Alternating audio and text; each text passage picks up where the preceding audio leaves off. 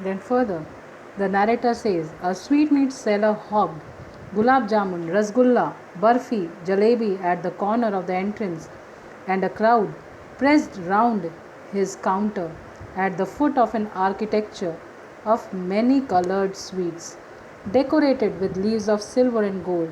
The child stared open eyed, and his mouth watered for the barfi that was his favorite sweet. I want that barfi, he slowly murmured. He murmured slowly. Why? Because he knew that his wish would not be fulfilled. But he half knew that as he begged that his plea would not be heeded. Heeded means paid attention to. Because his parents would say that he was greedy. So without waiting for an answer, he moved on. So in these lines, now the narrator is explaining about the various shops that he came across while moving in the fair. As he entered, the first stall was of the sweetmeat seller, that is the sweet shop, and it was selling gulab jamun, rasgulla, barfi, the jalebi, various tempting sweets. And at the corner of the entrance, and the crowd pressed round his counter at the foot of an architecture of many colored sweets. That means now the whole crowd was moving from this counter at the foot of an architecture, means it was beautifully designed stall, and the sweets were also displayed in a very tempting manner. It was displayed very beautifully, decorated with leaves of silver and gold, and the child stared open eyed, and his mouth was watered. It happens with everybody. We also get tempted when we see the delicious dishes. So these were the delicious sweets, very tasty sweets, very tempting sweets. So it was obvious for the child to get slipped, and his favorite sweet was barfi. So he again desired to have that sweet, but again he just asked in a very low tone that he wanted barfi, because he knew what would be the answer of his parents. He knew that they would not get that barfi for him, saying that he was greedy. So without waiting for an answer, that little boy, he moved further.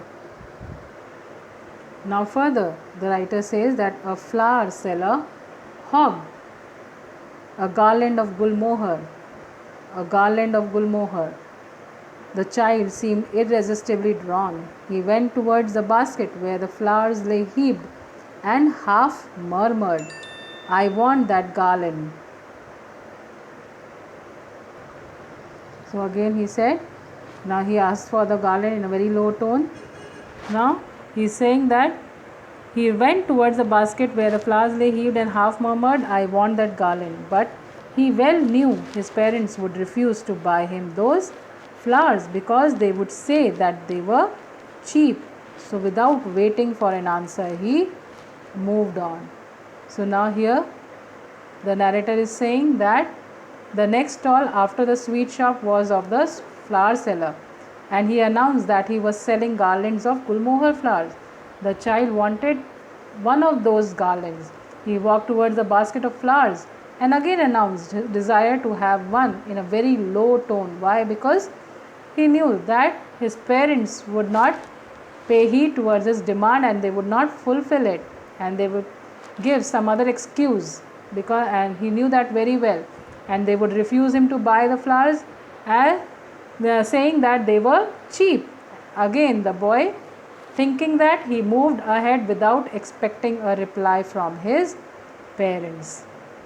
Then further the writer says, a man stood holding a pole with yellow, red, green and purple balloons flying from it. The child was simply carried away by the rainbow glory of their silken colors, and he was filled with overwhelming desire. Overwhelming means very strong emotion, desire to possess them. But he well knew his parents would never buy him the balloons, because they would say he was too old to play with such toys. So he walked further. So every time he knew the answer of his parents. So this time walking ahead. Now next thing that he saw that the child came across was a balloon seller selling balloons of different colors of rainbow. Very beautiful colors. Colored balloons were there, The boy again got attracted to the shiny colors of the balloons and wanted to have them all. But he knew that his parents would not buy the balloons for him, as they would reason that he was too old to play with them. So the child again walked further. Then in the next paragraph, the narrator says, a snake charmer stood playing a flute to a snake, which coiled itself in a basket, his head raised in a graceful bend like the neck of a swan, while the music stole into the invisible ears like the gentle rippling of an invisible waterfall. The child went towards the snake charmer, but knowing his parents had forbidden him to hear such coarse means unpleasant music, as the snake charmer played, he proceeded further. So in these lines, the narrator is saying now the next thing that he came across is the snake charmer. Snake charmer कौन होते हैं? The people who just show the dance of the or show the snake dance. So again, those are the people who catch the snake and tame them. Those people are called as snake charmers. So the next thing that he came across is the snake charmer who was playing with a flute, and the snake was twisting its neck, dancing to the tune of the flute. The snake had coiled itself in a basket and had raised his head out. It bent and moved its neck gracefully like a swan. So here the writer has used a simile describing the movement of the neck of the snake, and he just compares it with the neck of a swan, a white colored bird who has a very long neck. Then further he says that it seemed that the music of the flute was heard by the snake's invisible ears. We all know that the snakes do not have ears. So as the charmer was playing the flute, it seemed as if the music had went into his ears, because he was dancing on the tune of the flute and created the effect, and that was he created the effect of a waterfall on it, because it swayed its neck in a very similar way. The boy walked towards the snake charmer, but as his parents had warned him to remain away from the unpleasant music played by such men, he moved further. Then the next paragraph says that there was a roundabout in full swing. Men, women and children carried away in a whirling motion, means round motion, shrieked and cried with dizzy laughter. The child watched them intently, and then he made a bold request, I want to go on the roundabout. Please, father, mother. So now this paragraph just explains about the child's emotion again. Here, as they move further, now there were many swings. So there was a roundabout, it was moving round and round, and it was moving in full swing. Many men, women and children were enjoying the ride. They were moving in a whirling motion, that is a round motion, and they were shrieking, crying out with panic, and they were laughing also at the same time. The child watched them intently, and the child, he just watched those people on the roundabout, and then with a lot of courage again he expressed his desire to have a ride on the roundabout. But as he spoke, we'll see further what happens. There was no reply. He turned to look at his parents. They were not there ahead of him. He turned to look on the either side. They were not there. He looked behind. There was no sign of them. So now this is the very emotional scene. So now here the child, as he looked for his parents, as he turned back, he saw that his parents were not there, because when he did not get the answer, as he again demanded to have a ride on the roundabout and he did not get the answer of his parents, he looked back and then he got scared, as he could not see his parents behind him. And then we'll see what happens next. A full deep cry rose within his dry throat, and with a sudden jerk of his body he ran from where he stood, crying in real fear, Mother, Father. Tears rolled down from his eyes, hot and fierce.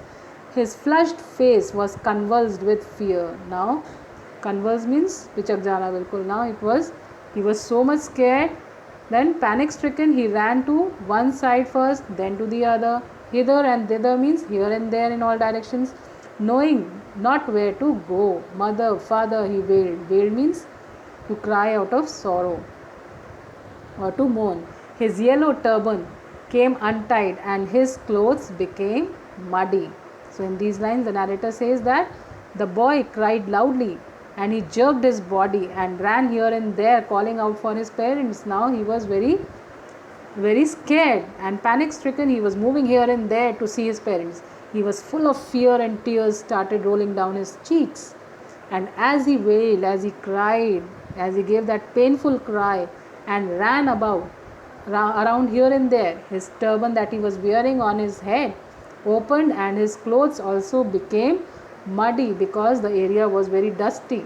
Because of the movement, the dust was flowing, and so his clothes also became muddy. Then further, the narrator says, having run to and fro in rage or rage of running for a while, he stood defeated, his cries suppressed into sobs. That means he was crying very bitterly, loudly. Now that cry turned to sob. He was sobbing now. At little distances on the green grass, he could see through his filmy eyes men and women walking.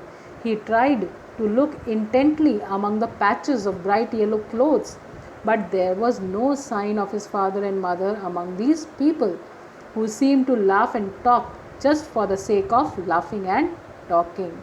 Very beautiful description of the people, and the emotion of the child is expressed very beautifully by the author in these lines. He is saying that after some time he gave up. He was crying so bitterly, then his loud cries turned into a mild sobs, and then he saw some people standing and talking and tried to search for his parents among those people. The laughter and talks of the people were meaningless for the child, as he was just looking for his parents. He was waiting to have a look or to waiting for the sight of his parents, and he was simply searching them, and he did not want anything else except his parents at that moment. Then further, in the next lines, the narrator says that he ran quickly again, this time to a shrine to which people seemed to be crowding. Shrine is what? Shrine is the temple here, which people seemed to be crowding. Every little inch of space here was congested with men, but he ran through people's legs, his little sob lingering, mother, father, near the entrance of the temple. However, the crowd became very thick. Men jostled each other. Jostled means they were pushing each other. Heavy men with flashing, murderous eyes and hefty shoulders. The poor child struggled to thrust a way between their feet, but knocked to and fro by their brutal movements. He might have been trampled underfoot, and had he not shrieked at the highest pitch of his voice. Father, mother, a man in a surging crowd, surging is powerful crowd, heard his cry, and stooping with great difficulty, means bending with great difficulty, lifted him up in his arms. So first let's see to the hard words in the paragraph. Congested means full of, hefty means large and heavy. The word thrust in the paragraph means push. Then again, knocked means hit. Brutal means harsh or rough. Trampled means crushed. And surging means powerful. So in these lines, the narrator says that a boy ran towards the temple which was crowded with people, thinking that he would find his parents over there. He ran through the legs of men, calling out for his parents. He was shouting continuously, calling out his parents, and he was moving through the legs of the people, moving from in between the legs of the people. The crowd was pushing each other as he neared the entrance of the temple. The boy got scared of huge strong men who stared people with their murderous eyes. Who stared means who just stared. All the people were staring with their murderous eyes and pushed them with their strong and big shoulders. So there were many men who were very heavy, strong, and this boy moved from among those men to reach the temple in order to search for his parents. But the boy could have been crushed under the feet of the men, and if he had not cried hard, and his cry was heard by one of the kind person in the crowd, who lifted him up, who lifted this child in his arms.